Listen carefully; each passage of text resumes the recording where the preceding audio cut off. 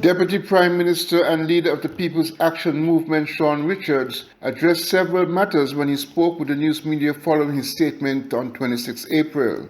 One of the matters on which he commented was derived from his disclosure that PAM colleague Minister Eugene Hamilton was not completely in favor of the path PAM and CCM are taken in relation to the difficulties being experienced with PLP Prime Minister Dr. Timothy Harris. With a PAM-CCM motion of no confidence against the Prime Minister lodged with the Parliamentary Office, it was unclear if Minister Hamilton will vote in favour of the motion when debated in the National Assembly. We are hoping that Minister Eugene Hamilton would vote with us relative to the motion of no confidence.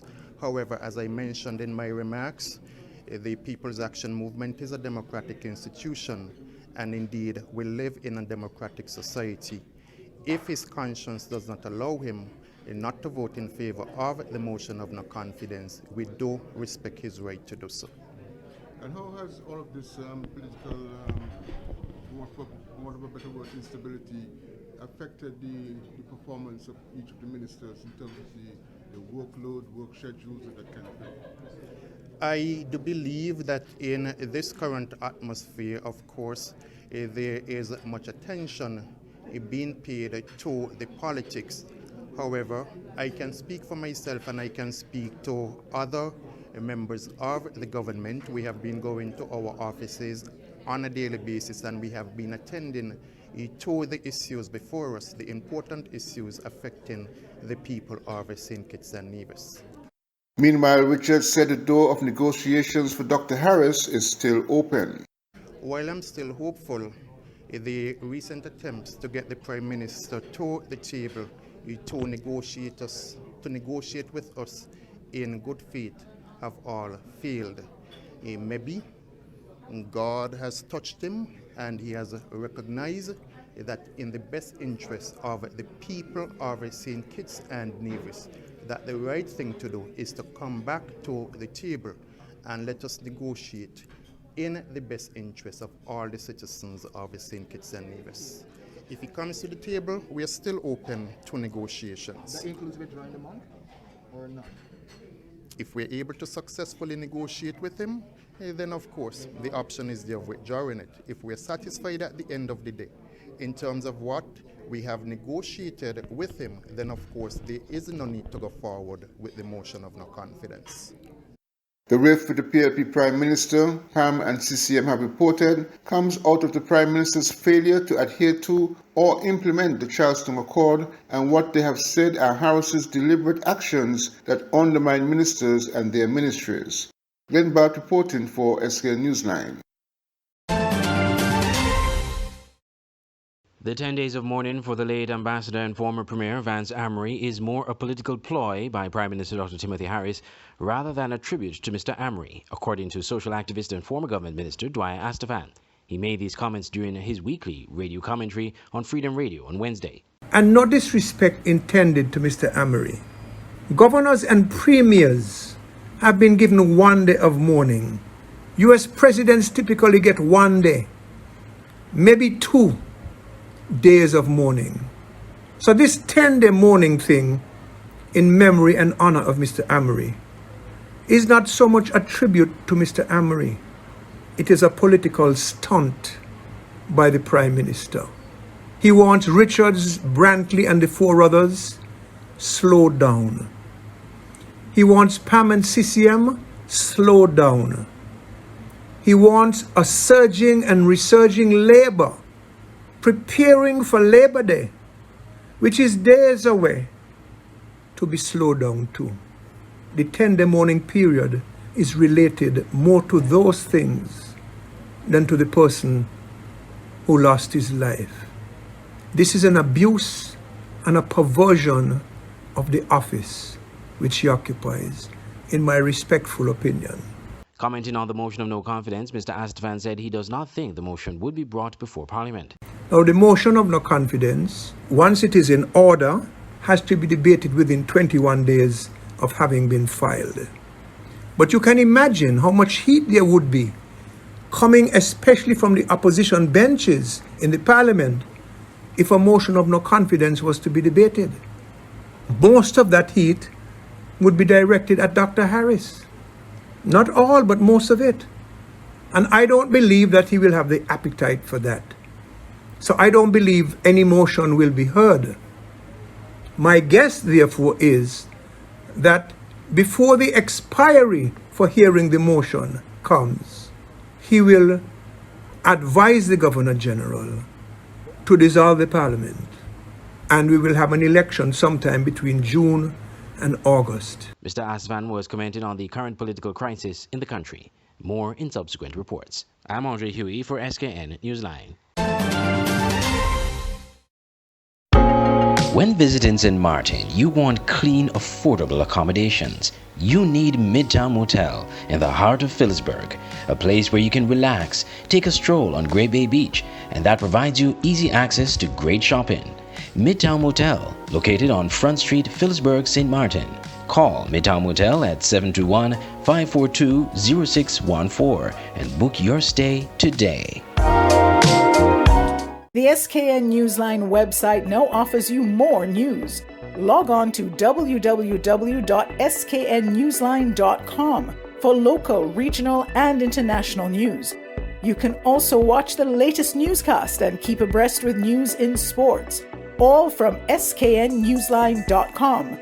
That's www.sknnewsline.com. News at your fingertips.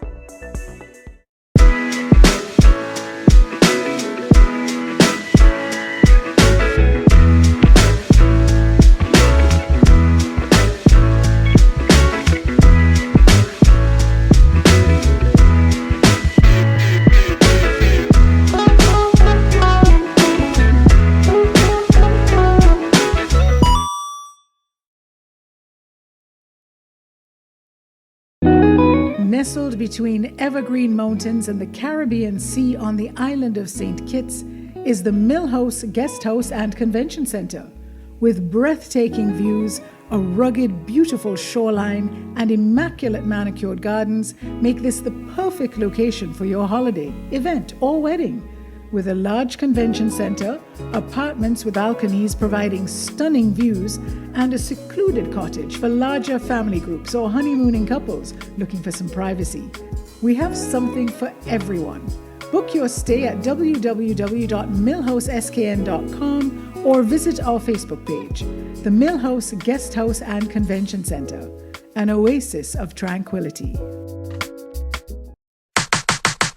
Come get your fresh smoothie at Master Mix Smoothie in Bastyr at 2 locations, the Bastyr Public Market or under the arch at the National Museum.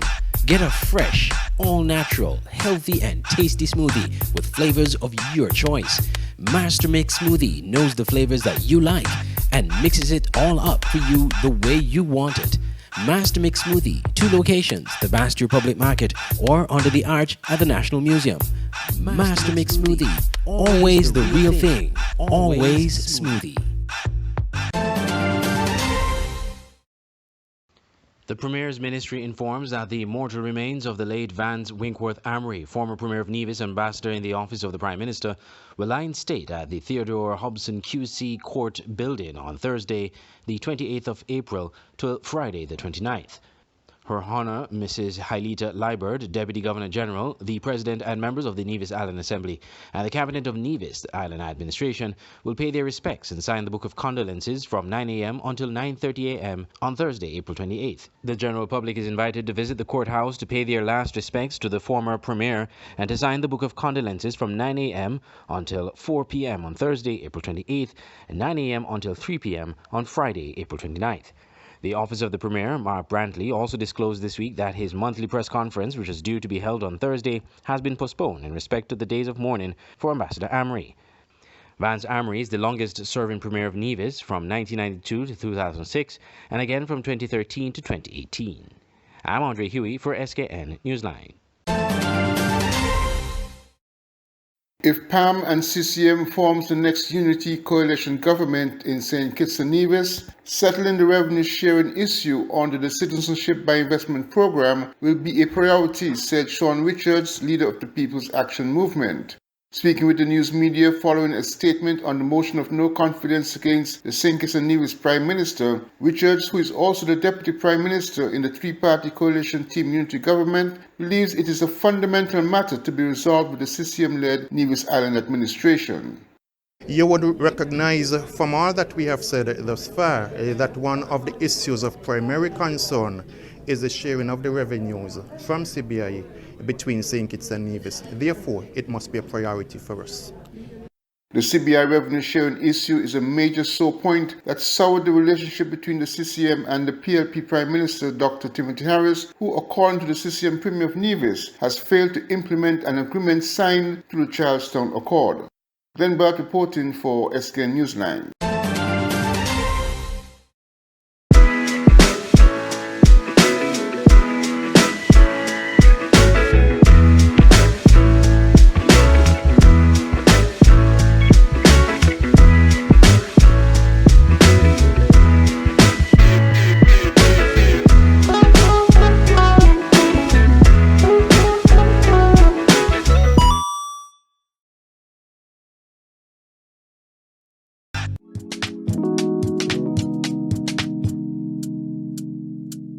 Want to buy some fresh fruits, vegetables, or ground provision, but don't have the time to go to the market or even to find parking? Look no further. Green Market and Delivery is your solution. Green Market and Delivery is an e-commerce store that sells and delivers local produce to customers in St. Kitts and Nevis. Anything you purchase, you can get fresh from the market and delivered directly to your door. Log on to www.greenmarketskn.com. Click on the e-store link, choose your items, and shop away. We have a wide array of products from fruits, vegetables, local products, spices and seasonings, and much more. Save time and energy. Shop on greenmarketskn.com, your one-stop shop for fresh local produce. The SKN Newsline website now offers you more news. Log on to www.sknnewsline.com for local, regional, and international news. You can also watch the latest newscast and keep abreast with news in sports, all from sknnewsline.com. That's www.sknnewsline.com. News at your fingertips. Stay abreast with news on St. Martin with SMN News. Visit www.smn-news.com for up-to-date news, scoops, opinions, and hard-hitting facts. SMN News, we tell it like it is. Visit our website www.smn-news.com.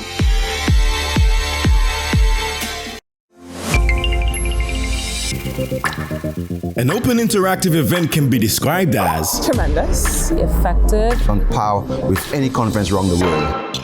From exhibitions to trade shows, corporate events to product launches, from press events to political functions. We are the secret sauce behind events that make you go, wow. We've staged multiple world-class events in the Caribbean and developed the skill to deliver quality in every detail, whether the event is live or fully virtual, or maybe even somewhere in between. At Open Interactive, we got your events covered. Get your free quotation today at www.madebyopen.com.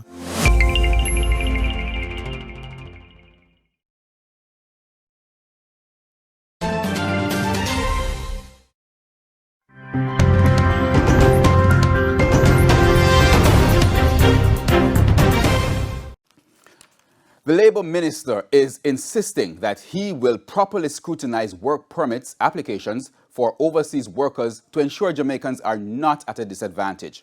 Carl Samuda was making his contribution to the sectoral debate in the House of Representatives this afternoon. Andrea Chisholm tells us more. There have been strong reactions to Prime Minister Andrew Holness's statement that a labor shortage in the construction sector may lead to foreigners coming to Jamaica to fill the gap. On Tuesday, the man in charge of granting work permits, Labour Minister Carl Samuda, said applications are carefully examined. And I can assure you that the structures that we have put in place so far and what we are going to do to improve it is going to ensure that a decision is not made lightly to provide persons to come in and just work and use our country to their benefit at the detriment of Jamaicans who need work. So that is one of the strategies we are going to employ to maximize our workforce involvement. Mr. Samuda adds that the Labour Ministry will be more rigorous in its assessments. We are going to be examining them far more carefully. We're going to be more discriminating, and we're going to send out teams to ensure that when we say to them, have you tried to find a Jamaican to fill the job for which we gave you a permit last year? If we don't find that to be in the affirmative, then they will not get another permit. We are literally going to twist their arm to make sure that Jamaica is not a destination or a jumping off point to anywhere else, to be facilitated for those persons who want to come here and use us. In 2021, the Work Permit Unit received 5,279 applications. Over 5,100 were approved, 23 refused, and the ministry is awaiting outstanding documents for 145 applications. Most of the permits issued were for the wholesale, retail, and motor repairs industry, over 2,300. 61% of the work permits approved were for Chinese and Indian nationals. The Labour Ministry will be upgrading its work permit system to one that is web-based. It should cost a little under $900,000. Andrea Chisholm, TVJ News. Are plans still a go for the staging of Carnival? The question was posed to Minister for Creative Industries, Dr. Ernest Hilaire. Are we still going forward with Carnival? Yes, we are. In fact, we're making considerable progress to host Carnival. The confirmation of the BA1 and BA2 variants and a relatively low vaccination rate continue to cause consternation among Carnival aficionados. However, Dr. Hilaire believes the odds remain stacked in St. Lucia's favor to stage a successful mass crowd event. When we first agreed that we were going to host Carnival, it was within the context of having, at that time, a more serious variant. We spoke of vax mass and we spoke of creating a bubble. And the reality is that it is actually even more conducive now, because as you can see, the country is opening up. Events are happening once again. Around the Caribbean and many parts of the world, we're actually seeing more opening for mass crowd events. Speculation abounds on a venue for the enormous event, with many pointing to the Darren Sammy Cricket Grounds as a likely location. Furthermore, considering the continuing pandemic, observers are curious about the format.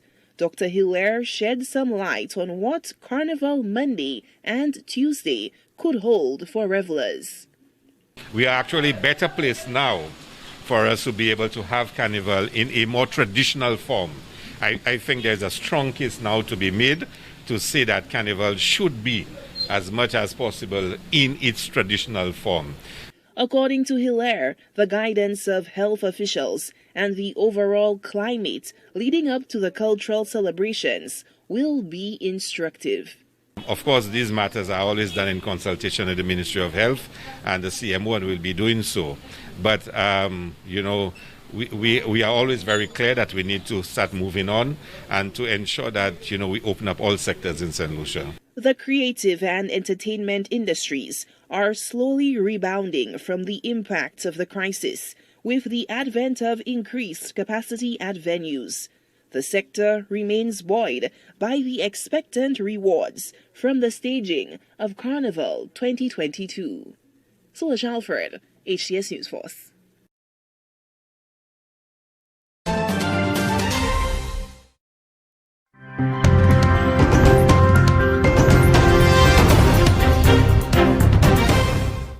Now we have a GMA Health Alert. Many people take a daily baby aspirin to prevent a first heart attack or stroke.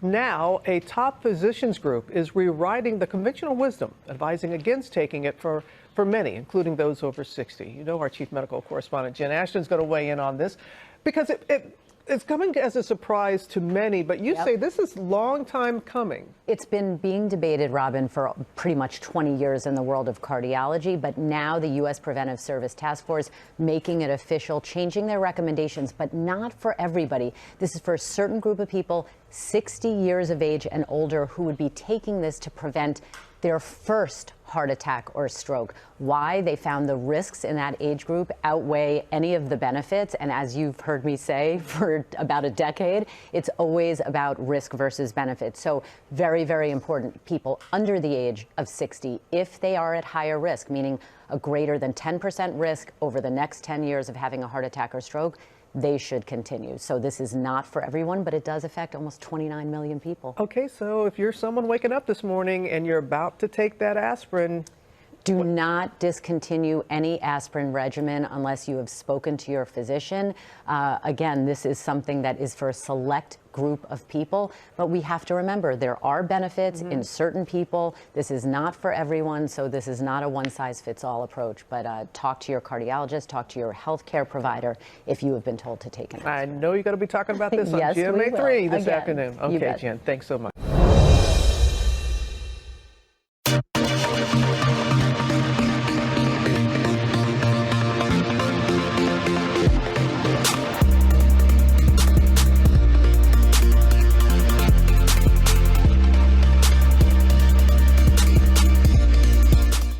Leaders Dun Beholden stretched their unbeaten run to 8 matches in the Jamaica Premier League, having edged the Malines United 2-1 in the Monday night game in the competition played at the Anthony Spalding Sports Complex. The last time that Dun Beholden lost a match, it was on February 28 to Arnett Gardens. Since then, they have registered 7 wins and a draw. Their latest win came against Malines United, which kept them out of the clutches of the unrushing Waterhouse. Dun Beholden got a perfect start against Malines, as it took them just 3 minutes to break the deadlock. Peter McGregor, with goal number 5 of the season, sent them on their way. Goal number 5 turned 6 as the former McGraw High standout was added again to make it 2-0 in the 18th minute. Jaheim Paris gave Malines hope in the 24th minute when he cut the deficit, but it counted for little as they suffered their 9th defeat of the season. Waterhouse, who led the league earlier in the season, continued to keep their eyes on the summit with a 3-0 win over Portmore United. It was the late show for Waterhouse as they were kept out by Portmore for 66 minutes until Shaquille Bradford broke their resistance. 6 minutes later, it was all over for Portmore as Cardell Benbow punished them further to make it 2-0. That was Benbow's 8th goal of the season, and he notched the 9th in the 77th minute to push Waterhouse to 35 points, 2 behind Dun Beholden with 7 matches to go in the regular season. Benbow is now a goal behind leading scorer Atafaroy Bygrave, who has so far hit the net on 10 occasions. Keon Reyna reporting for TVJ Sports.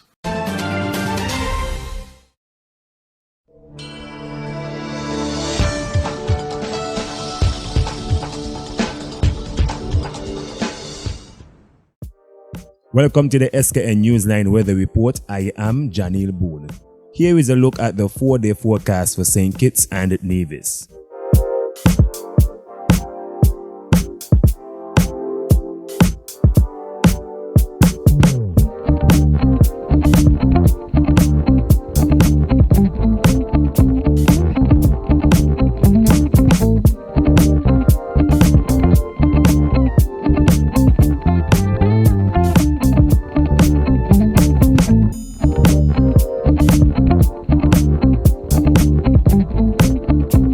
For a more detailed weather report, visit our website at www.sknnewsline.com.